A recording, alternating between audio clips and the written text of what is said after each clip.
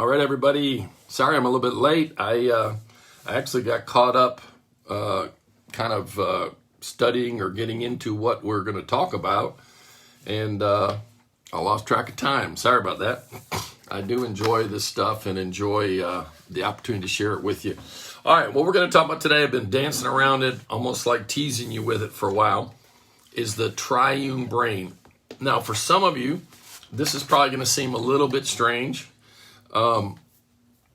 because it's kind of research driven, it's science driven, and I could say a whole lot about that. The church's war with science, which we need to grow up and realize that God's not afraid of science. But that's another subject for another time.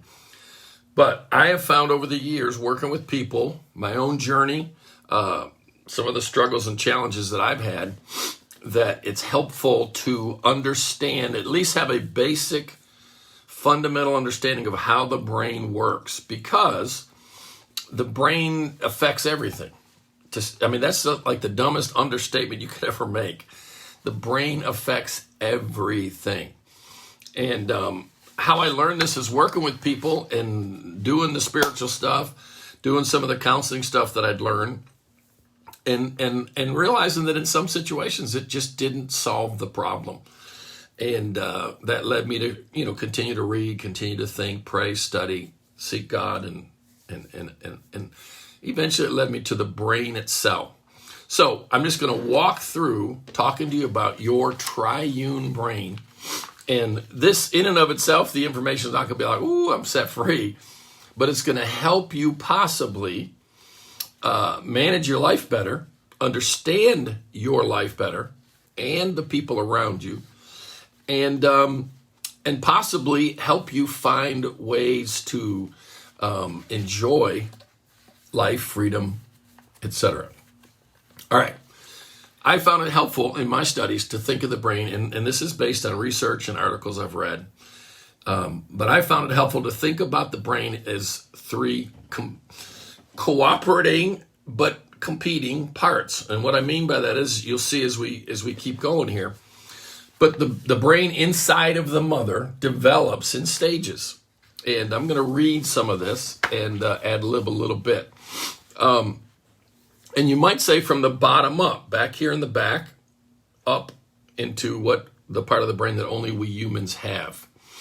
And the emotional brain, the brain stem develops inside the mother.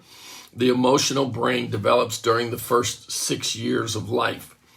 And then the thinking part of the brain that only human beings have, developed to the place that it is, develops after that. Some people say it's not fully developed until you're 25. How about that? And we're giving young people decision power at ages where they're absolutely not prepared to make those kinds of decisions. All right, 3 parts of the brain. Let's talk about them. Number 1, only because it's sticky and easier to remember, we call the lizard brain. And again, a lot of this is based on people that believe in evolution. I don't have a problem with that. Don't want to get into it right now, but we may do an episode on that later. But it's the part of your brain that's right above your spinal cord, connects to your spinal cord and the rest of your brain. And it has an influence over all the functions going on inside of your body. It regulates breathing, eating, sleeping, your sleep cycles, crying, your waste handling, urinating, defecating, all that kind of stuff. In other words, it's kind of like this control center that keeps you alive and keeps all your functions working. It also controls, and this is pretty interesting, what you might call your energy levels. And what that means is, because it controls breathing and all these other functions, it controls how rested you feel, how engaged you feel, or run, etc. All the kind. It regulates kind of like an air heating and air system, but much more involved and complicated than that.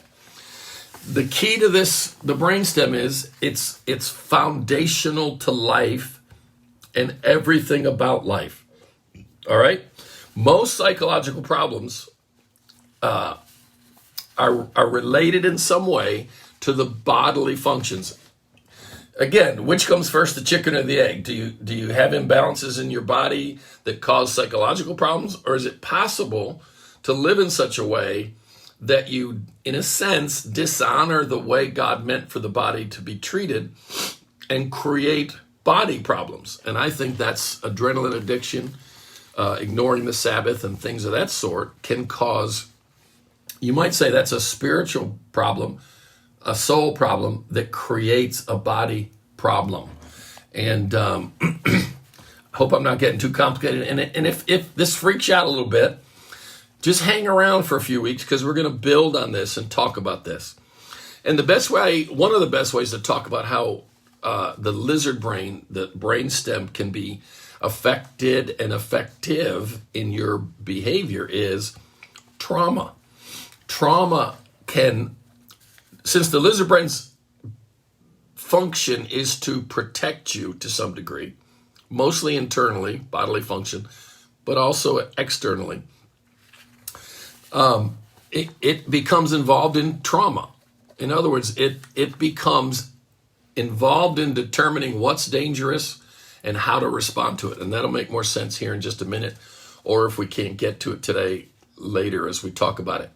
You've heard probably lately, it's kind of a buzz topic out there, that the body has a memory.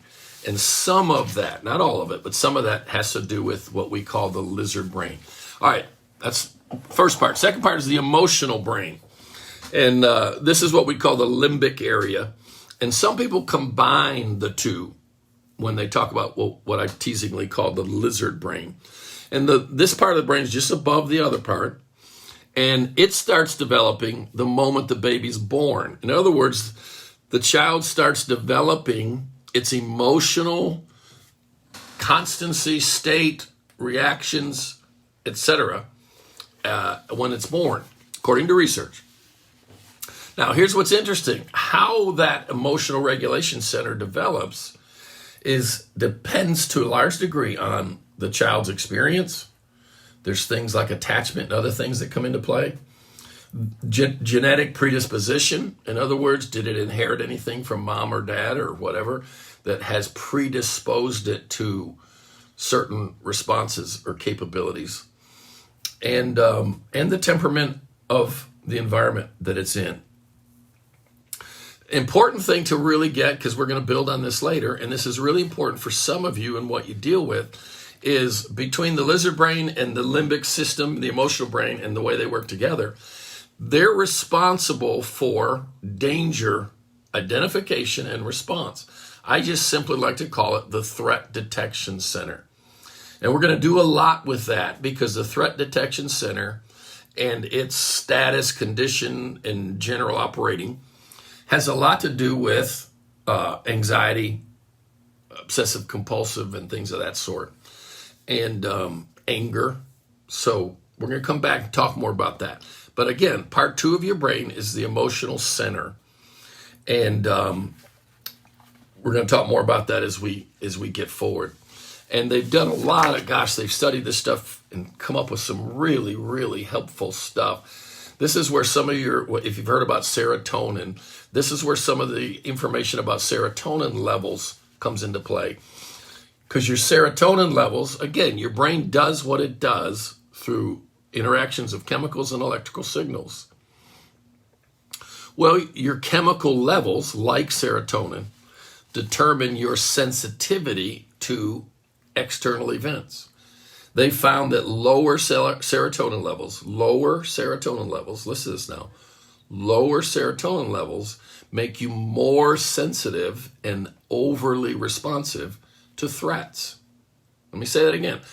Lower serotonin levels. In other words, when your serotonin levels are depleted or lower for some reason, and we'll talk more about what sometimes does that, your responses to negativity, threat, etc., are enhanced, magnified, intensified. That's an important observation. That's an important piece of information. Trauma affects the lizard brain and the emotional center immensely. And we're going to talk more about how that can create a hijacking situation and why trauma is an interesting thing and needs to be treated and ministered to carefully. All right, the third part, you got brainstem, emotional brain, and then we have what we call the rational or thinking brain. Differentiates us from all other animals. What does the thinking brain do? It plans, it anticipates. That's an important word. It's able to perceive the passage of time, past, present, future. We don't think about stuff like this often, but it's interesting if you do think about it to think of the implications on our emotional health and well-being. No other animal can think about the past, the present, and the future. All other animals live in an eternal now. I'm hungry now, I'm this, I'm that, I'm the other. You and I can think about what happened yesterday, 10 years ago, 20 years ago. We can think about what might happen, what could happen, what should happen. And the challenge, if you will, is we don't live in the moment we're in only. We pull yesterday and tomorrow into today and emotionally react to all of that. And you can learn how to manage that better. It's a blessing, but it's also a challenge. Trauma can get stored in the emotional brain in such a way that the thinking brain is not able to manage it. And the thinking brain's responsible for maintaining healthy relationships, making decisions about right and wrong. Is this a good decision, a bad decision? And helping to regulate the impulses from the other two parts of our brain. Hopefully this is not freaking you out, but this is so important that you understand. And where do I find this in Scripture? I believe in Romans when it talks about members of our body. Well, a hand's a member, fingers, legs, heart. Well, the brain is a member, a part of our body, and it can work with us or against us in our efforts to build life the way we want to do. So what we're going to do over the next weeks, we're going to continue to talk about the role that your triune brain plays in solving some of the challenges you face. And hopefully you're enjoying this, and hopefully it's helpful to you. All right? Love you guys. Bye.